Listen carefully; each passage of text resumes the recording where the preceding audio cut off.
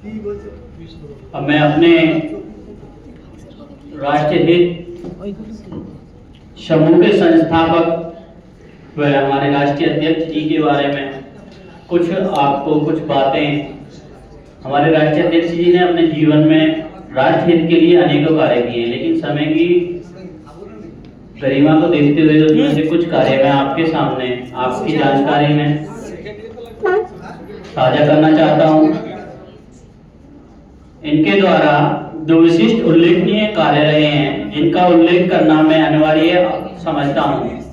पहला कार्य प्रगति मैदान में जो भारत मंडपम है, जहां G20 की बैठक भी हुई थी, उसकी प्रारंभिक ब्लूप्रिंट की रूपरेखा निर्धारण हमारे राष्ट्रीय अध्यक्ष व हमारे फाउंडर ऑफ दिस ग्रुप ने ही अपने हाथों से की थी। दूसरा कार्य 1993 में जब जर्मनी ने विश्व कॉर्पोरेट इंडस्ट्रीज में चाइल्ड लेबर के बहाने भारत की कॉर्पोरेट इंडस्ट्रीज पर प्रतिबंध लगाने का प्रयास किया, तब आप ही के प्रयास और सूझबूझ से जो तंत्र विकसित हुआ और हमारी कॉर्पोरेट इंडस्ट्रीज का करोड़ों रुपए का सालाना कारोबार बचा, उसका बड़ा श्रेय हमारे संस्थापक व हमारे राष्ट्रीय अध्यक्ष जी को ही जाता है। मैं आप सबसे विनती करूंगा कि तालियों की जोरदार गड़गड़ाहट से उसका धन्यवाद प्रस्तुत करें, और मैं अपने संस्थापक और राष्ट्रीय अध्यक्ष राष्ट्रीय हित समूह जी से निवेदन करता हूं कि आप आएं और मंच पर अपने विचार सबके सामने रखें और संगठन की रीति नीतियों से हम सबको अवगत करवाएं।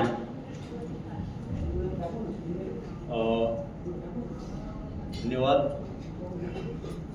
सर्वप्रथम मैं धन्यवाद करूंगा हमारे माननीय मुख्य अतिथि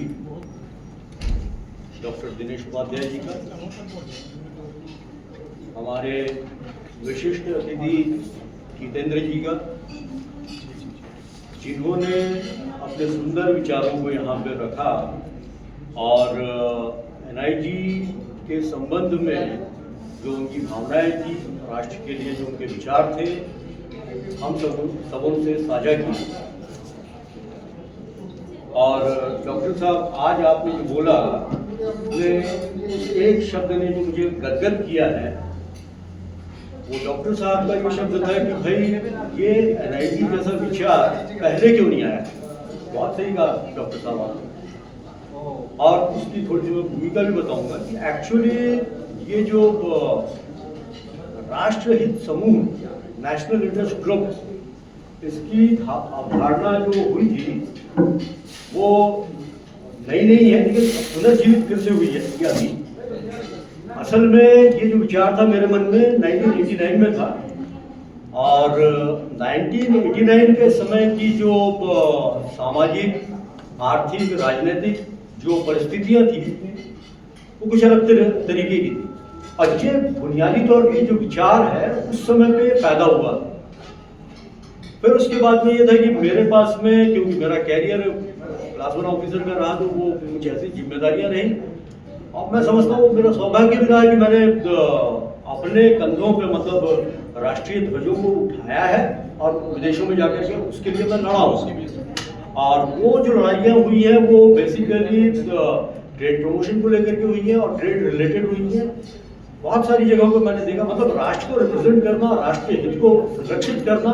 मैं इंडिया ट्रेड प्रमोशन में था तब भी, और उसके पहले मैं था इंडिया टूरिज्म डेवलपमेंट में, वहाँ पे भी राष्ट्र को रिप्रेजेंट करना और राष्ट्र हितों की रक्षा करना ऑफिशियल मेरा फर्ज रहा है। तो मुझे देश और दुनिया को देखने का मौका मिला और सोचने समझने का जो मौका मिला, तो मुझे मेरे प्रोफेशन से मिला। उसके लिए मैं ईश्वर का ईश्वर को धन्यवाद देता हूँ, और मैं अपने आप को धन्यवादी समझता हूँ कि इस धरती पर मैं पैदा हुआ, जहाँ से मुझे लगता है कि पूरे विश्व के लिए बहुत कुछ हम यहाँ से दे सकते हैं। और इसलिए मुझे लगा कि वर्तमान जो परिस्थितियाँ हैं विश्व में, वो फिर से मुझे उन्होंने कहा है कि नहीं, अब ये फिर से वापस समय है, बहुत ही रिलीवेंट है कि इस समय पे नेशनल इंटरेस्ट ग्रुप को पुनर्जीवित किया जाए।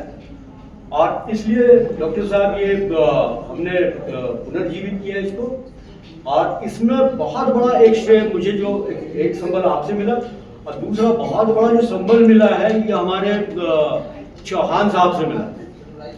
जब मैं इनसे बात कर रहा था और जब इन्होंने जैसे ही सुना नेशनल इंटरेस्ट ग्रुप की बात, तो एकदम से जैसे उछल पड़े, जैसे बच्चा उछल जाता है। बोले नहीं, मैं हूँ आपके साथ हर जगह पे। और बंगाल में मुझे लेकर के आने वाले, बंगाल के बारे में बताने वाले, बंगाल की जानकारी देने वाले वही व्यक्ति हैं। तो पुनर्जीवन इसको देने का श्रेय मैं पूरा का पूरा इनको देता हूँ, जिन्होंने मुझे आगे बढ़ाया। अब इसमें मैं ये बताता हूँ कि इसकी वर्तमान परिस्थितियाँ ऐसी कौन सी हैं जिसने मुझे जबरदस्त प्रहार किया है और मुझे भीतर से आत्मा से लगा कि नहीं, जीवन छोड़ने से पहले ये काम जरूर से करना है मैंने, क्योंकि मेरा जो अनुभव रहा है राष्ट्र हित को जो संरक्षित करते रहने का, वो विशेषता मेरी मर्यादाएं थी। मैं उसके बाहर सोच नहीं सकता था, बोल नहीं सकता था, लेकिन बहुत सारी ऐसी चीजें दिखती थी जहाँ पे लगता था कि यहाँ पे मुझे इसका प्रोटेक्शन करना है करके। तो वो एक भावना थी, उसकी वजह से हम लोगों ने नेशनल इंटरेस्ट ग्रुप से पुनर्जीवित किया।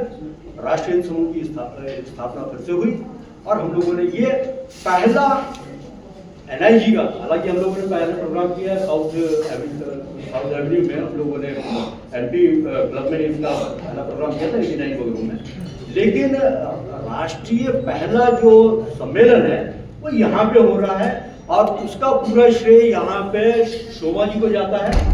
और ये उन्हें नहीं पता कि उन्होंने कितना बड़ा ध्वजा उठा ली है, और इसलिए मैं उनको बहुत बहुत धन्यवाद देता हूँ।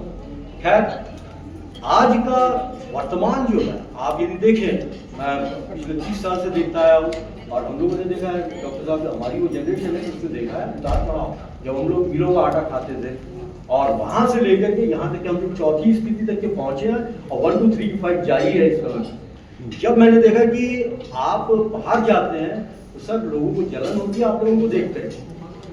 आपकी जो गरिमा है, भारत के नाम के साथ में जो गरिमा है, उसको देखकर तो लोगों को जलन होती है और वो जलन तब और ज्यादा बढ़ जाती है जब आप आपकी इकोनॉमी जब चौथी पोजीशन ऑक्युपाई करती है तो बहुतों के दिल में वो रास नहीं आता।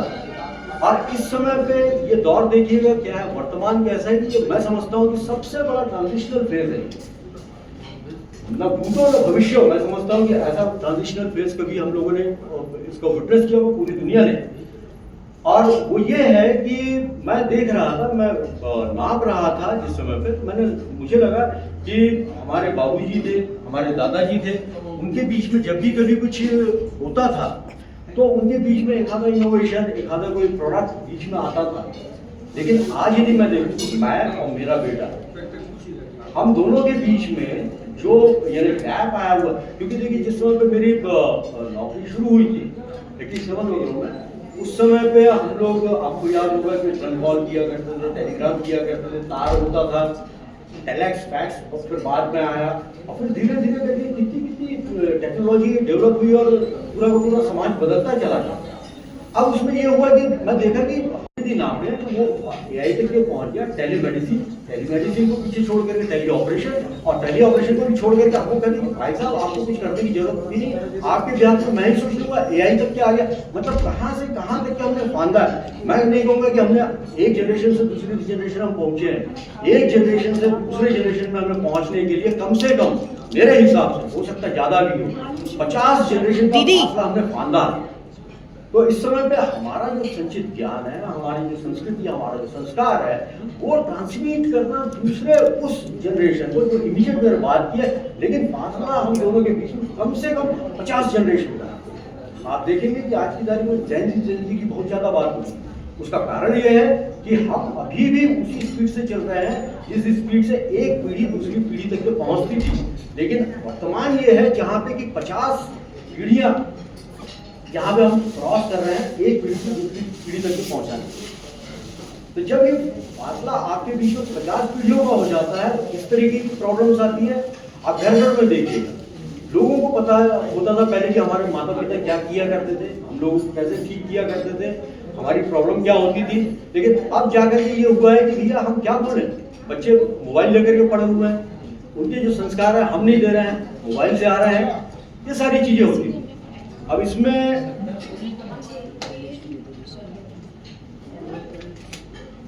50 जनरेशन का जो फासला बीच में आ चुका है इतना बड़ा हो गया कि इसे काटना तो लगभग असंभव है।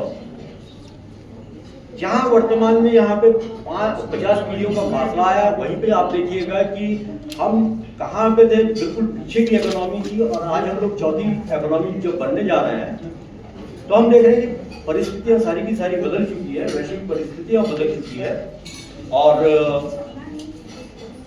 इस समय पे जो चैलेंजेस है वो भी दूसरे हो गए।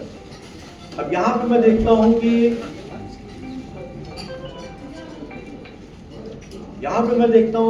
आप देख रहे होंगे कि युद्ध करने के तरीके बदल चुके हैं। आप ये देखिएगा, जैसे डॉक्टर साहब ने बोला कि उंगलियों पे आजकल सब सारी चीजें चल रही है, मोबाइल पे सारी चीजें चल रही है, युद्ध भी मोबाइल पे आ चुका है। तीर तलवार लाठी डंडे वो सब बहुत पीछे छूट चुके हैं, इवन मिसाइल भी पीछे छूट चुकी है। हाइब्रिड वॉर NIG का बहुत बड़ा कंसर्न है।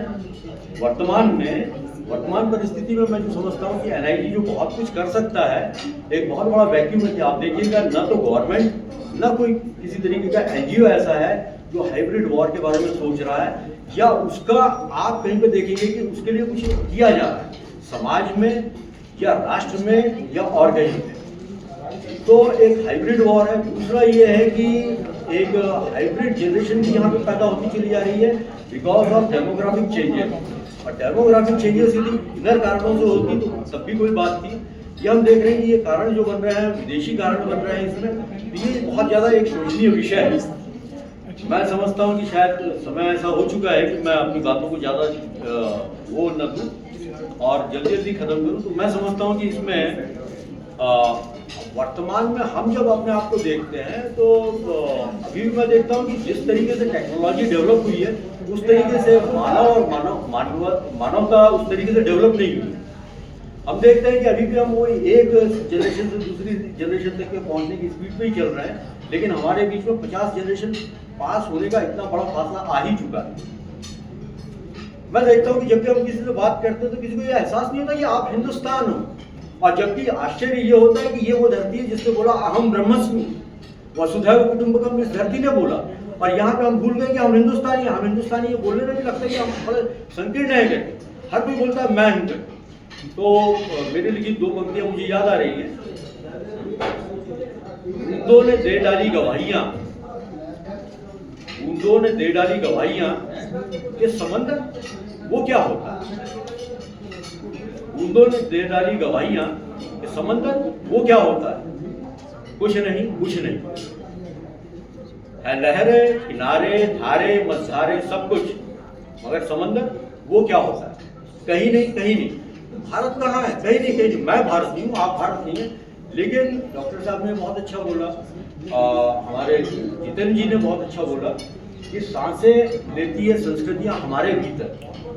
तो हमारे भीतर यदि हम स्वीकार न करें कि हमारे भीतर हिंदुस्तान है, हमारे भीतर संस्कृति सांस ले रही है, तो मुश्किल होगा। जब हम अपने आप को देखेंगे तो हम ये देखते हैं कि हमारे राष्ट्र के साथ में क्या हो रहा है।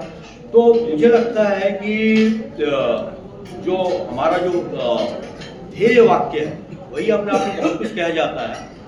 हमारा ध्येय वाक्य है तटस्थ निरपेक्ष राष्ट्रहित। ये अपने आप में सारी चीजें कह जाती हैं। अब राष्ट्रहित जो है ये कैसा राष्ट्रहित?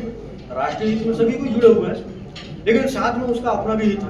कोई पॉलिटिकल पार्टी है, राष्ट्रीय हित के साथ में अपना भी हित कर रही है, तो उसका एक कोई डायमेंशन आ जाता है, उसकी एक पूर्वाग्रहता आ जाती है जो यहाँ पे ना हो। ये मंच वो है जहाँ पे पूर्वाग्रह रहित होकर के आप राष्ट्रीय हित की बात कर सकते हैं।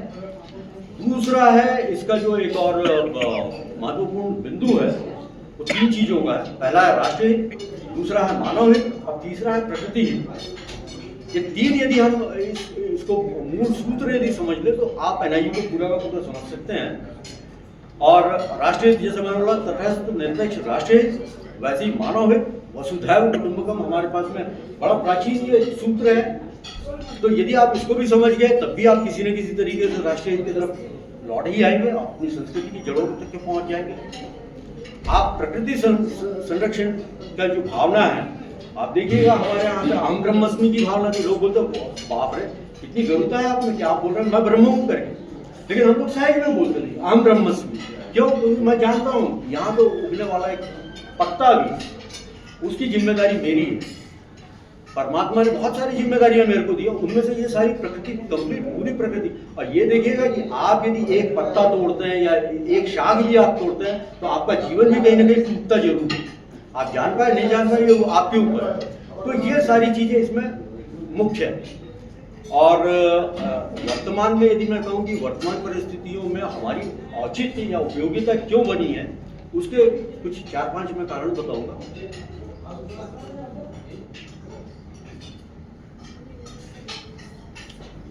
असल में समय काफी हो चुका है तो जल्दी जल्दी इसको मैं समाप्त करूंगा।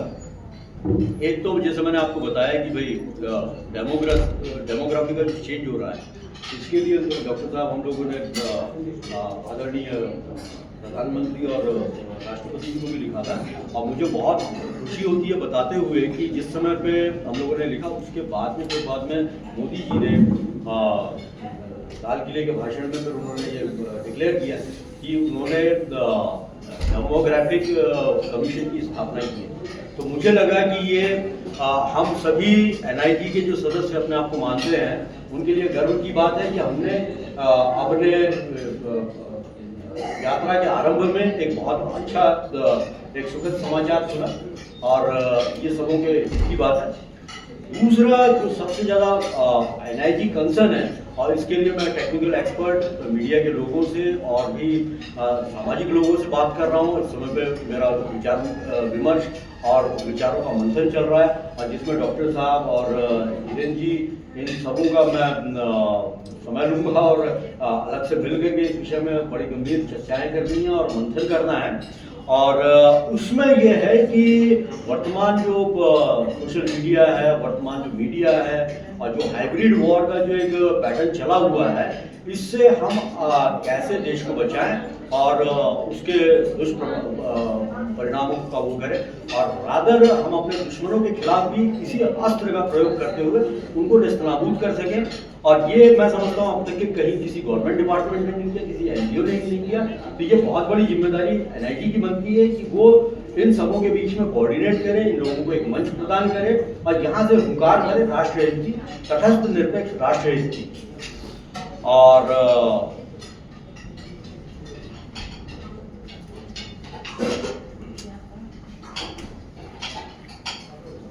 दूसरा एक जो सबसे ज्यादा मैंने देखा है कि जब भी कभी बात होती है तो उसमें ये गवर्नमेंट का काम है, ये फला डिपार्टमेंट का काम है, ये इस सरकार का काम है, ये उस सरकार का काम है। आपको जो भी मुखिया उसका आप नाम ले देता हूँ, उसकी जिम्मेदारी छोड़ देते हैं। लेकिन यहाँ पे मैं ये कहना चाहूँगा कि NIG के सदस्य ठीक है, सरकार अपना काम कर रही होगी, मैं जो मीडिया में क्रिटिसिज्म हो रहा होते रहे, लेकिन मुझे यहाँ पे देखना है कि वर्तमान परिस्थिति में इस जगह पे जहाँ मेरे सामने जो भी कुछ हो रहा है, यहाँ पे मेरे दो हाथ क्या कर सकते हैं।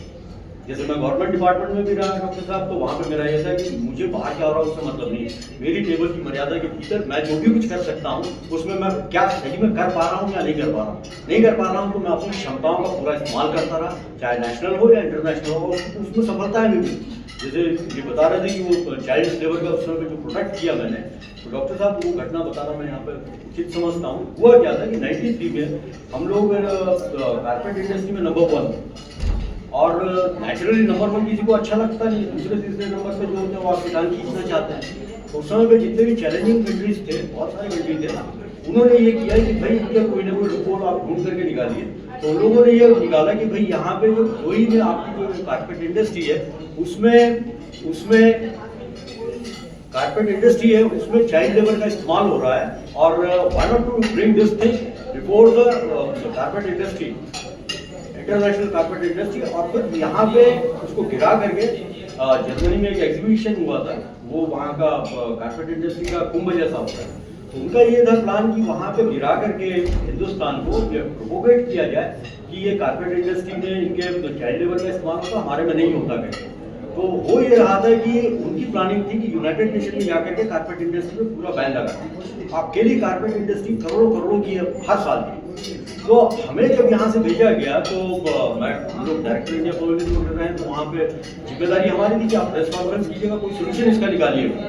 तब हम लोगों ने डॉक्टर साहब वहाँ पे ये किया था कि भाई हम नकारते हैं तो झूठ बोलते हैं, स्वीकारते हैं तो नुकसान होता है। वही जो आपने बोला कि कृष्ण ने कहा है कि भाई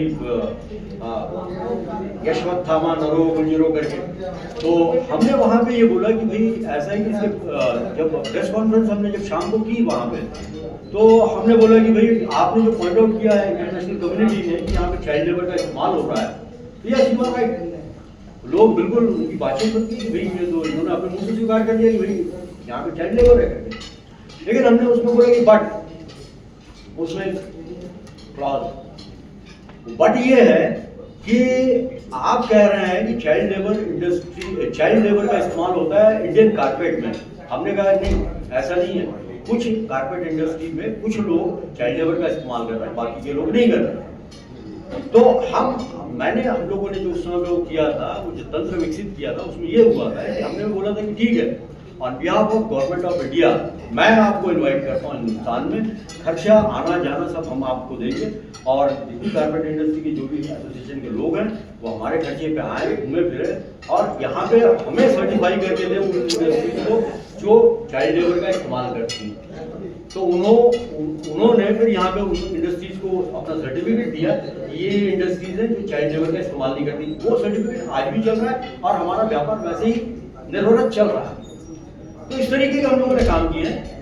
तो मैं ये चाहता हूँ कि व्यक्ति अपना आप छोटा ना समझे। मैंने देखा डॉक्टर साहब कि हर किसी के भीतर एक हनुमान है जो समुद्र के किनारे बैठा हुआ है।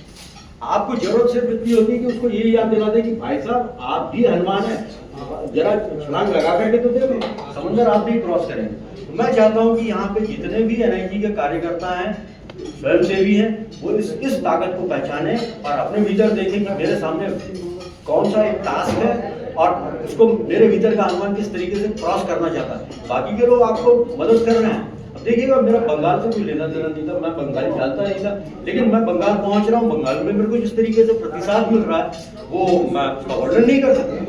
वो जस्ट एक थॉट है। तो ये लोग हैं वहां पे, आप बढ़िएगा, लोग आपको पीछे कहीं ना कहीं से आ ही जाएंगे और परमात्मा आपका साथ देगा। आप स्वच्छ मन से, आत्मा से यदि कोई काम करने जा रहे हैं तो वो आपको मदद करना। एक और चीज डॉक्टर साहब मैंने ऑब्जर्व की, कल्चरल उसमें बहुत सारी चीजें होती है, डांस ड्रामा ये वो सारी चीजों की बात होती है, लेकिन उसके बावजूद मैंने देखा कि जीर्णोद्धार के नाम पे जो मंदिरों का जो पुराना स्वरूप बिगाड़ दिया जाता है, उसकी भी एक कहानी है। मैं गया था डॉक्टर साहब, नागपुर के पास में अमरावती है, तो अमरावती में वहाँ पे अम्बा माता का मंदिर है। मैं जब पहले जाया करता तो मैंने देखा कि वो पुराना लकड़ियों का बड़ा प्राचीन सा मंदिर था, जिसमें कृष्ण विष्णु का भी वर्णन था कि वहाँ से सुभद्राहरण वगैरह भी हुआ था। तो वहाँ पे मैं जाया करता तो लगता था कि प्राचीन चीज है और वर्ल्ड टूरिज्म के लिए एक हेरिटेज साइट हो सकती है कहीं। बीच में जब मैं गया तो मुझे बड़ा दुख हुआ कि वहाँ से जितने भी हमारे पुराने वो कलाकारी और वो थी नक्काशियाँ थी लकड़ियों पे, वो सब सारी की सारी गायब हो चुकी है और वहाँ पे कंक्रीट का किसी ने मंदिर बनवा दिया और उसमें बाकायदा उसका नाम वगैरह खुदा हुआ था। पता चला कि वो बिल्डर है, उसने वहाँ से निकाल करके वो सारी की सारी जो पुरानी जो चीज़ें थी उसको बेच डाला और उसके एवज में उसने लेकर के नई चीज़ें बना दी। तो इस तरीके का कहीं पर दोबारा उसका पुनरावृत्ति ना हो, इसका भी एनआईए ने ध्यान रखना चाहिए। और एक डॉक्टर साहब लगेगा कि बहुत ज़्यादा मैं आगे की सोच रहा हूँ करके, लेकिन हम चाहेंगे कि एनआईटी एक ऐसा प्लेटफॉर्म प्रोवाइड करें जहाँ पे इस विषय का भी चिंतन हो, क्योंकि थोड़ा सा भविष्योन्मुखी चीज़ें ज़्यादा है। उसमें है कि भाई पीओके के बारे में हम यहाँ पे क्या कर सकते हैं, एनआईटी के लोग पाक अफवाही कश्मीर के बारे में क्या कर सकते हैं। जब मैं नेशनल इंटरेस्ट बोलता हूँ तो नेशनल इंटरेस्ट की सीमा मेरी पीओके को नहीं छोड़ती, पीओके भी शामिल है उसमें। मुझे लगता है कि उसे एक पूरा का पूरा मैं राष्ट्र हित में उसको किस तरीके से देखूं, वहाँ के लोगों को किस तरीके से देखूं, यहाँ बैठ करके एनआईटी उन लोगों के लिए क्या कर सकता है, हम वहाँ के लोगों को क्या मैसेज कैसे दे सकते हैं, हम अपनी गवर्नमेंट से क्या कह सकते हैं, और हम यहाँ पे बैठ करके और क्या क्या चीजें हैं कि जो हम पीओके के लिए कर सकते हैं। उसके बाद में यदि पीओके हमारे पास में जितने जल्दी आता है तो हम वहाँ पे फिर क्या कर सकते हैं। तो वहाँ की भी योजना अभी जब तक के पीओ के हमारे पास में नहीं है, तब तक के यहाँ पे हम बैठ करके नेशनल इंटरेस्ट ग्रुप क्या कर सकता है, किस तरीके के लोगों को मदद कर सकता है, किस तरीके का प्लेटफॉर्म दे सकता है, ये सारी चीज़ों का बहुत शॉर्ट में मैं आपको बता रहा हूँ। ये विस्तार से ये विषय हैं, इनके ऊपर चर्चाएं हो सकती हैं, हो रही हैं। तो मैं कुछ और करूँ ना करूँ, लेकिन इन विषयों के लिए मैं प्लेटफॉर्म दूंगा ही दूंगा और कोऑर्डिनेट जरूर मैं करूँगा। मेरे तरफ से जो भी कुछ मैं कर सकूँगा मैं करूँगा। मैं जानता हूँ कि मेरी इस बात पे डॉक्टर साहब ने जिस तरीके से प्रतिसाद दिया है, डॉक्टर साहब ने जैसे बोला कि ये संस्था पहले क्यों नहीं आई, तो मैं जानता हूँ कि इसकी औचित्य प्रयोगिता हमारे इस वक्त के लिए बहुत ज़्यादा जरूरी है। और इसलिए एनआईजी की उपयोगिता आप लोग जानते हैं। और यहाँ पे एनआईजी का मतलब मैं नहीं हूँ, एनआईजी का मतलब हम वो सभी लोग हैं जो इस भावना से जुड़े हुए, जो इस विचार से जुड़े हुए। तो उन सबों को मैं आमंत्रित करता हूँ, जो यहाँ पे उपस्थित है उनको भी, और जो यहाँ पे उपस्थित नहीं है उनको भी, कि वो आए और राष्ट्रीय हित के इस जो हमारा विचार है तटस्थ निरपेक्ष राष्ट्रीय हित, इसको एक स्लोगन नहीं बल्कि इसे एक साधना बना दे। स्लोगन से हटा करके तटस्थ निरपेक्ष राष्ट्रीय हित को साधना बना दे और अपने अपने तरीके से जितना जहाँ से जिसको बनता है उसका कार्य करता चला जाए। इतना कह करके मैं समझता हूँ कि समय काफी हो चुका, सबों को लगी हुई है। और मैं धन्यवाद फिर से दूंगा हमारे डॉक्टर साहब का, जितेंद्र जी का, और आप से आए हुए बंगाल के अलग अलग जिलों से आए हुए लोगों का, कि आपने इतना समय दिया। धन्यवाद। और इसी तरीके का साथ आपको धन्यवाद।